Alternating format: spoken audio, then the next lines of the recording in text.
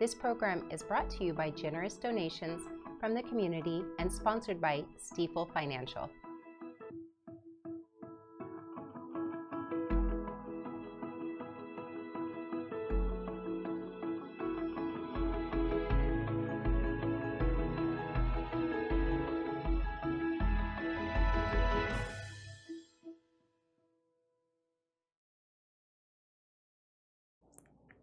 Good evening. I am Ty, your host for tonight's edition of Nevada County Now. Happy New Year, Nevada County. The ancient calendar, which dates back 2,000 years, is based on a 12-year cycle, with each year represented by an animal from Chinese mythology. The snake, being the sixth animal in the zodiac, is set to take center stage in 2025. The snake brings wisdom, transformation, calmness, and creativity. The year of the snake could be life-changing for many folks, so they say. Don't go away. We will take a short sponsor break and be right back.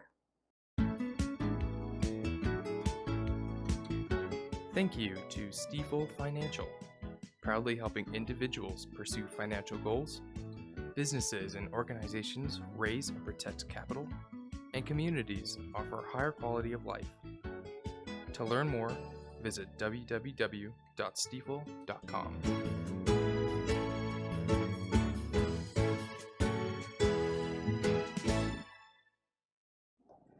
Our first story reminds me of a famous Mark Twain quote about getting to the truth. A lie can travel halfway around the world while the truth is putting its shoes on. It highlights how quickly misinformation can spread while the truth takes longer to establish itself. In the early hours of Sunday in the 100 block of West Main Street, night shift officers responded to a report of a stumbling male in the downtown area. Several significant areas of blood were visible on both Main Street and Mill Street, and a man matching the description given was located and found to have a significant lower leg laceration. The man informed officers that he had injured himself accidentally. However, further investigation indicated that the man was involved in some sort of physical altercation.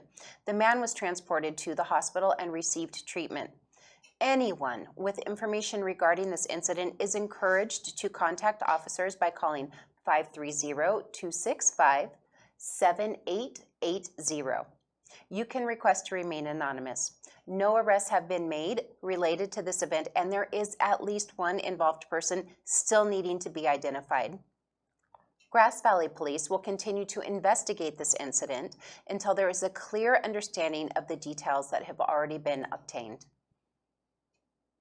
The Nevada County Board of Supervisors is backing changes to ease regulations on rural owner-built homes, aiming to reduce construction costs by up to 25%. The proposed ordinance, discussed on December 10th, could reinstate Title 25, a set of housing regulations last used from 1999 to 2016. It would allow rural homeowners to bypass certain requirements, such as installing roof-mounted solar systems or obtaining engineered construction documents, as long as health and safety standards are met. With average construction costs reaching $400 per square foot in western Nevada County and $800 in the east, the changes will address the region's housing crisis.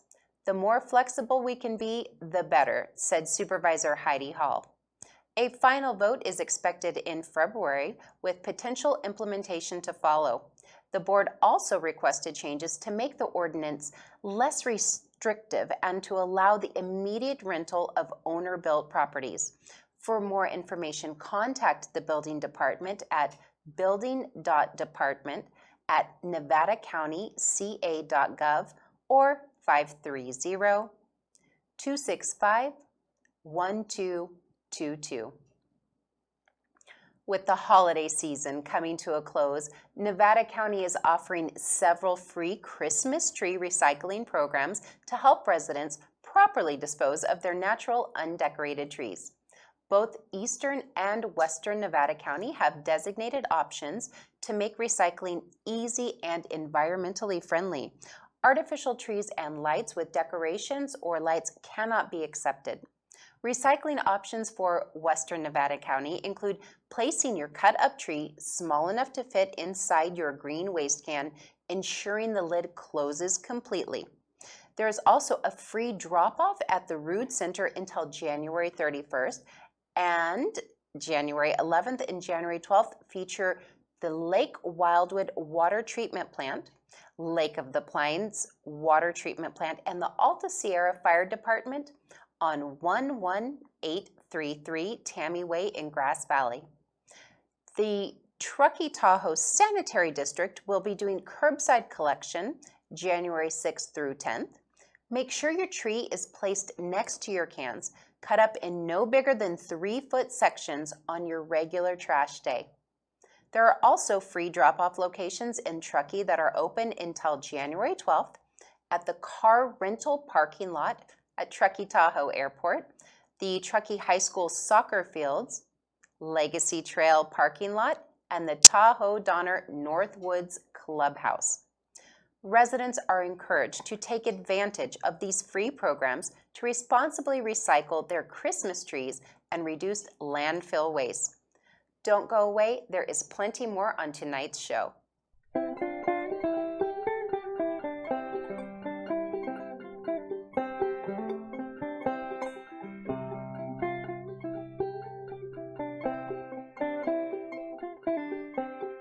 One of our goals as an agency is to bring that awareness that in our community there's still needs out there for firewood, especially in the senior population, and that together as a community, we can meet that need. Each year gets a little harder and a little harder, but just seeing this, I feel like one of the lucky ones.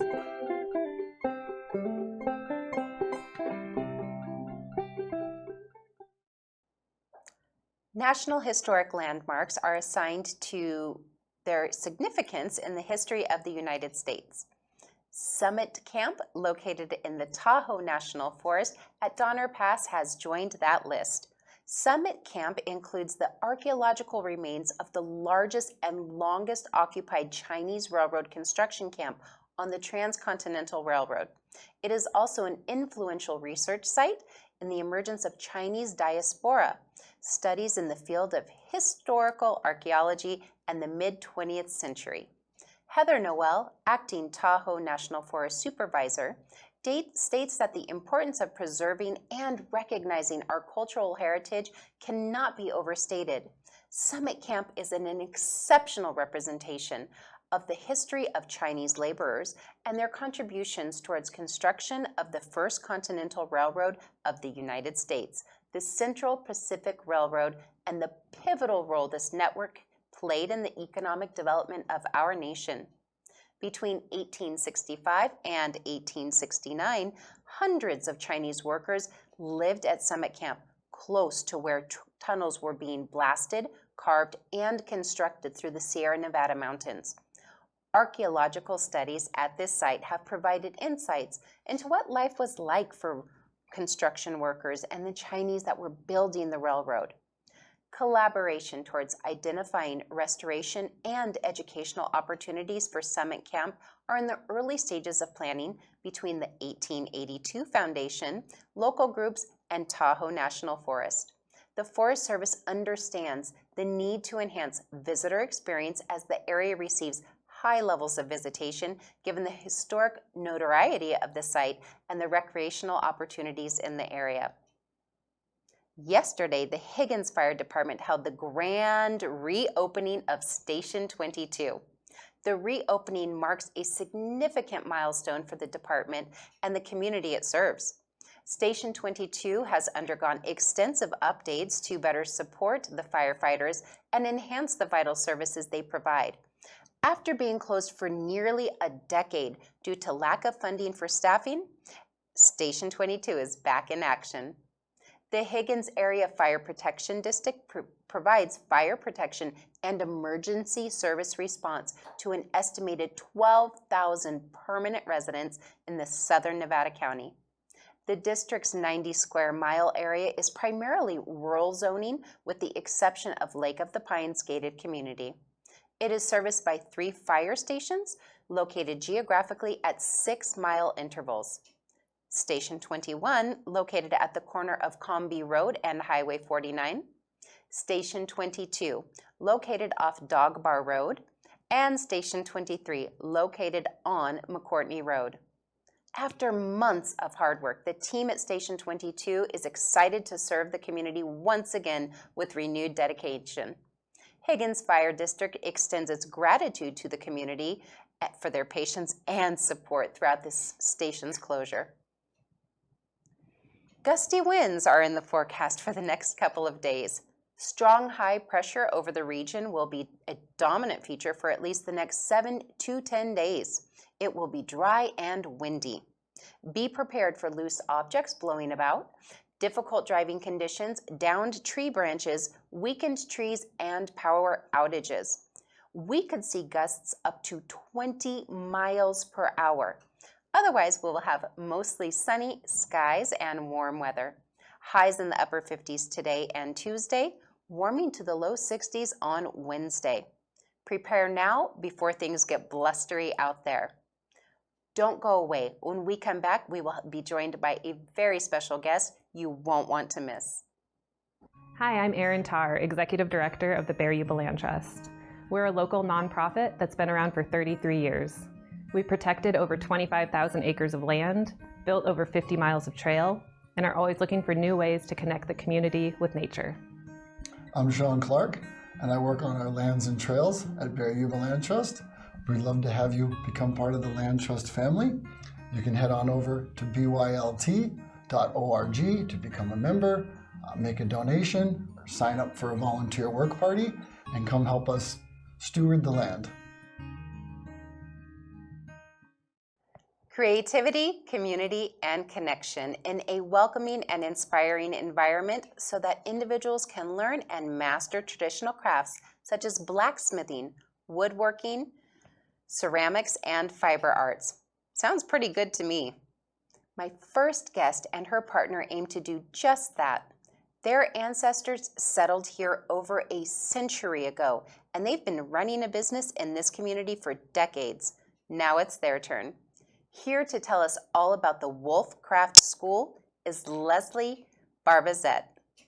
Hi, Leslie. Hi. Welcome. Thank you. Thanks for having me. Oh, we're so excited. So this is, I just want to hear everything and then some about this amazing project school that you have going. Who does it serve? When is it opening? And how did you conceive of this amazing idea? Well, in 2020, we decided to start looking for land up here because my ancestors are from here. As I've always felt pulled to come back up here. And so we looked for land and we found a spot up on Wolf Road in South County. And we had to go through the whole process of getting a use permit. So we've been doing that for about 3.5 years. Wow.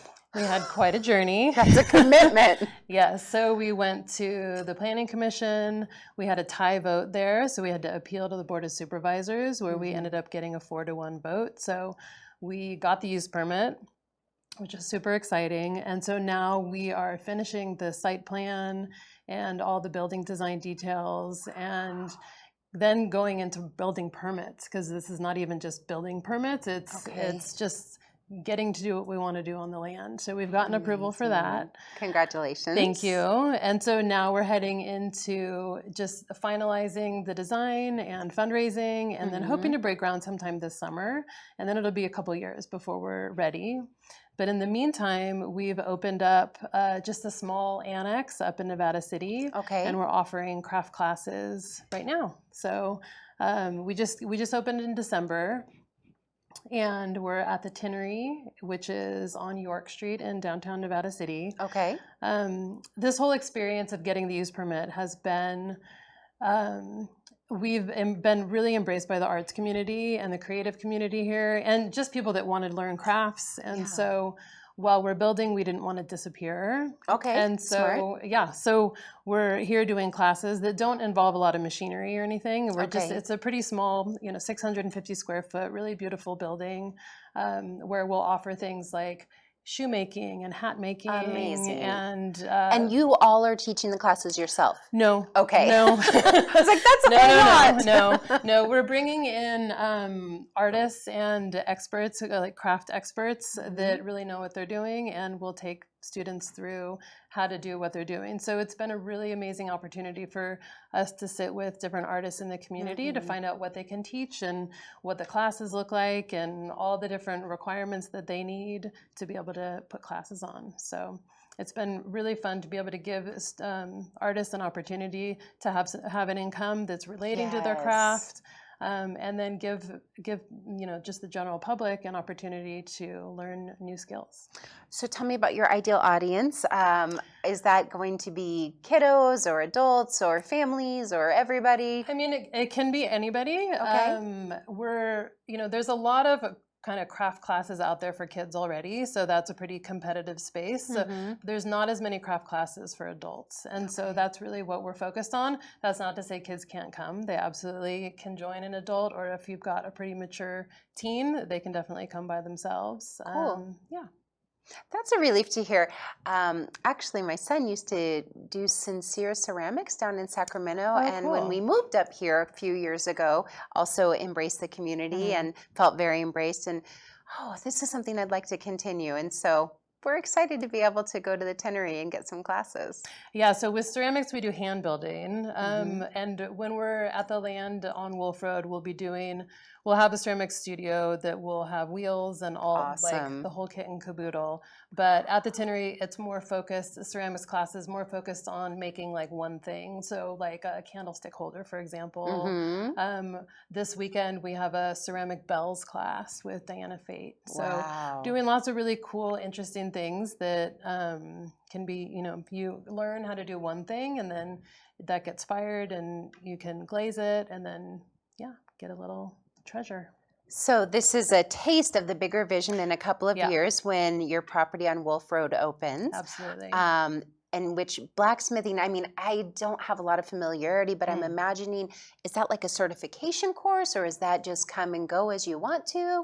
So we're gonna have a whole host of different classes. So my partner Jay is a blacksmith and he's a knife maker. So he'll be teaching forging classes and knife making classes and different classes on how to, beginner classes and then more advanced classes. He's really excited to get in a lot of really expert blacksmiths, from around the country to come. Wow. There's a whole host of craft schools around the country. There's a lot on the East Coast and in the South. Okay. And so this is a pretty established thing. And what we want to do is kind of do that on a much smaller scale. But we're hoping to tap into that network of artists that, they go to Penland or Haystack, and then they can come out to us and teach classes.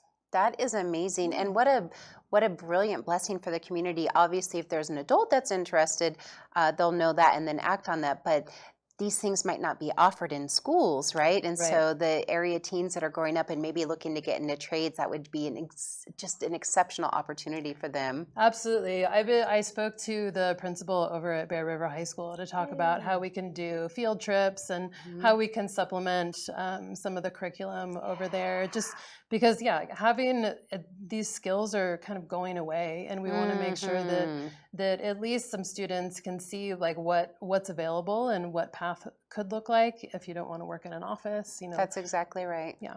Yay, I'm so excited. So is the property, is the address, you're in South County now, and then there will be a big grand opening, I'm imagining. Absolutely. Okay. So we have a lot to build. We have 5 different studios. We'll have 15 cabins that will start out as tent cabins. Amazing. We'll have a food truck at first. So it'll be a whole immersive experience where people can come and really get into nature and camp and take classes that can be like a weekend or a week long.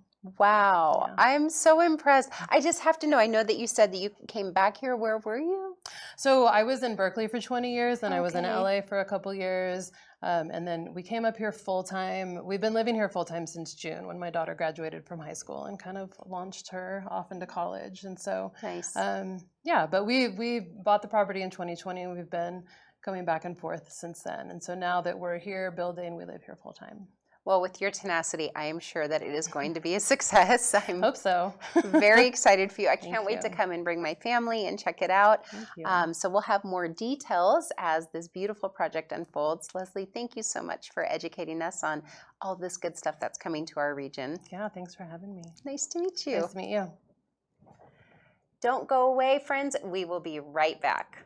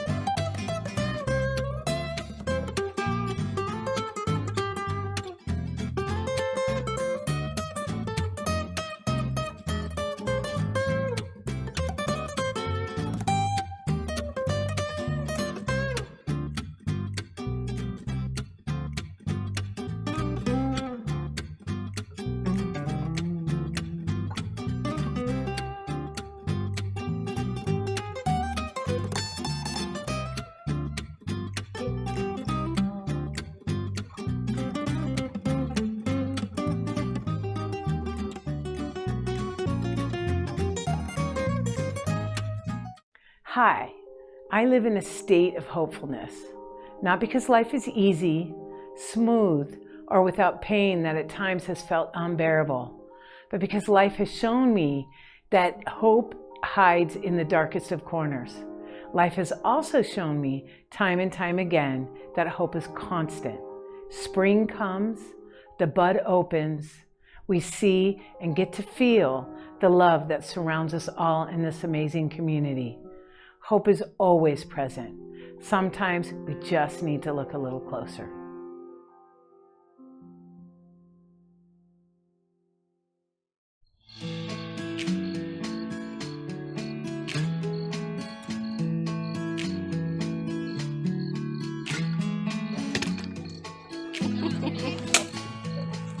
Hi.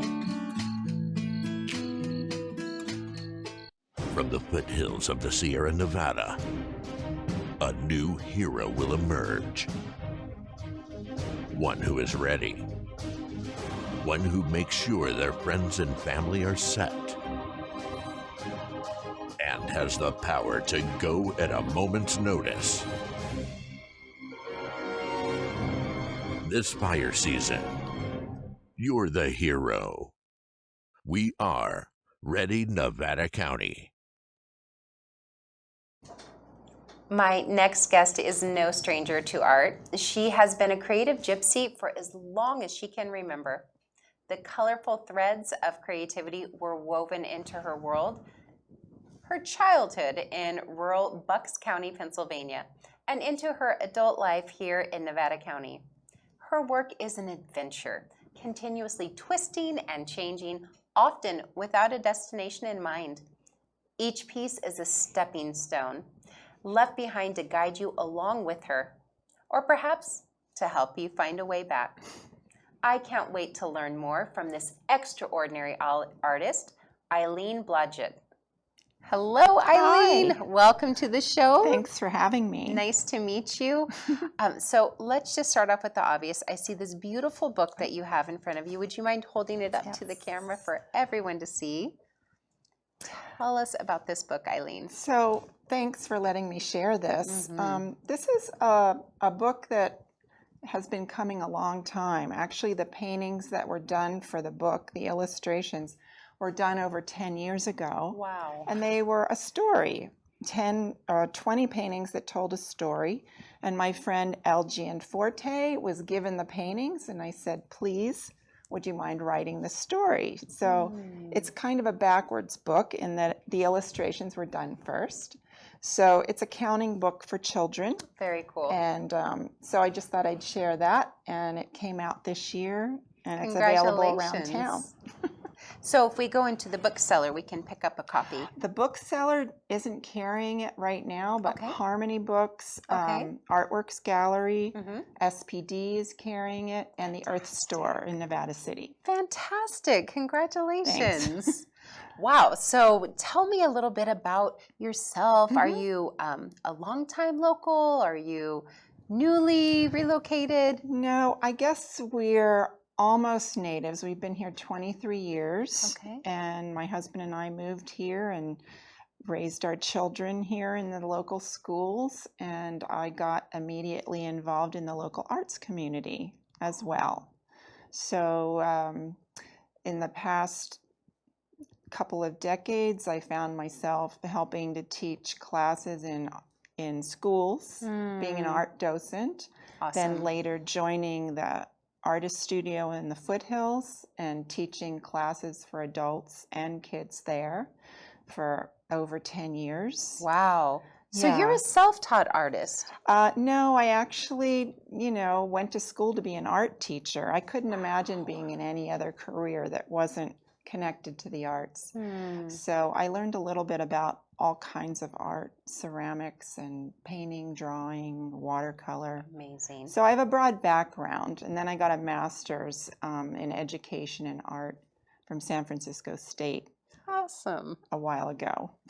Very beautiful. But it sounds like it was inspired from such a whimsical childhood that you enjoyed. Yes. Maybe somewhat similar to Nevada County in that it was rural and nature rich. Right. That's the clue, is the nature part. I grew up on a landscape nursery in Pennsylvania, and I had lots of room to run around. And actually, I found one of the inspirations for me is nature and the changing seasons, and that always stuck with me. And a lot of my art is inspired by the incremental changes in nature, the changing seasons, changing personal seasons as a person. So I stay in tune with all of that, and I'm always rather nature inspired. That's for my art. beautiful. I love that. I was just walking our dogs earlier this morning and thinking, what an unusual January. 2 years ago, we were like fighting through snow, and now it looks like spring. So I know. the rhythms of nature are ever changing, and we're adapting to it as humans, and it's just a beautiful journey. It's true. It's Mhm. always inspiring. But wait for March. That's when we get the big snow, it seems. That's what I keep hearing. We'll see. We'll just Yeah. enjoy it if it comes, right? Right. So tell me, you've crafted this beautiful book, which is Mhm. an amazing thing on top of raising children, on top of getting a master's degree and all of the many other things that you've done in your life. I'm curious, Mhm. what does the next season hold for you? Oh, the next season? Wow. Well, I'm also part of Artworks Gallery in Grass Valley. And I've been with that gallery now for 11 years. Wow. And incredibly, we're going to be celebrating our 15th anniversary coming up this spring. So we're getting ready for that, but I'm really happy to be a part of that gallery. I'm on the board there, so it's another piece of my life, is spending time there and making that gallery the best it can be with all of the artists that I share it with, 33 artists. Wow. It is amazing. I've purchased several pieces from that gallery. I absolutely love it. I love the work. I love our local community and how nature is so reflected in all of the things that we see on the shelves and in the walls there. It's beautiful. Exactly. So we're looking forward to that. And the other thing that the gallery does is we offer monthly artist demonstrations on second Saturdays. Okay. So all of the artists show what they do, and sometimes there's a mini workshop happening every second Saturday.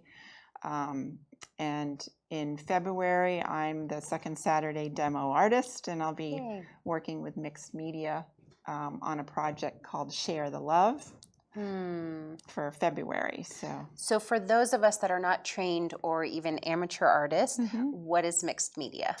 Mixed media is using everything you can think of. I kind of limit my work to what I can do on a two-dimensional surface. Okay. So paint, collage, printmaking, drawing, everything all at once mixed onto one surface. It could be paper or canvas. Some of my art that I have in the gallery is mixed media. So there are many things involved in that. So if someone were to join the workshop, does it require pre-registration or is it just walk-in? It's walk-in, something you can do very quickly just to get a taste of working with mixed media, possibly like creating a postcard or a bookmark, something small so that everybody can kind of get their hands on it and try it. Cool. Yeah. So I can walk in with a theme in my mind or an idea and just kind of act that out two-dimensionally. That's right. Okay, very cool. And then remind me, what time is it? It'll be from 11 to 3. Okay. On February 8th, Saturday, and it's right there at 113 Mill Street, Grass Valley. Perfect. And do you encourage donations, or how does that work? No, it'll be free. Okay. Of course, if you want to come into the gallery and buy art, that's good too. That's so beautiful. Thank you so much, Eileen, for being on the show today, for coming and showing us your treasures and giving us a little inside glimpse into the amazingly creative world that you inhabit. Happy to do it. Happy New Year. Thank you, Eileen. Well, folks, thank you for watching this edition of Nevada County Now. If you would like to help contribute or write stories, appear on a show, or even become a host, check out the details on our website at nevadacountymedia.org/NCN. This program is local news and information brought to you by locals. Remember to stay safe, take care of each other, and get out there and explore all this amazing community has to offer.